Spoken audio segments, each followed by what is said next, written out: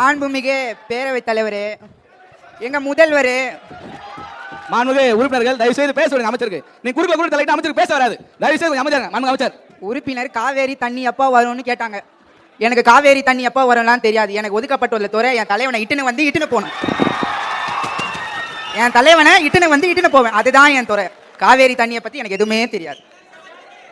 பேரவைத் தலைவர் மாண்புமிகு அமைச்சர் தாஜ்மஹல் சொல்லுங்க. மீண்டும் சோஃபா பேரவையின் தலைவர் அவர்களே, உங்களுடைய பொன்னான இந்த வாய்ப்பை தந்ததுக்காக நன்றி தெரிவித்துக் கொண்டு, எங்களுடைய வெற்றி தலைவர், வேந்தருக்கெல்லாம் வேந்தர், மாண்புக்குரிய மாந்தர், மக்களை நேசிக்கின்ற மனிதர், அந்த உணர்ச்சி வசப்படக்கூடிய மனிதர், அந்த வெற்றியான திருமுகத்தை பார்த்து வணங்கி தொடங்குகிறேன். இப்போ இன்னொரு கேள்வி கேட்டாங்க, காவேரி தண்ணி பத்தி கேட்டுட்டு இருக்காங்க. அந்த கேள்வியே தவறானது. ஏன் தெரியுமா பேரவைத் தலைவர் அவர்களே?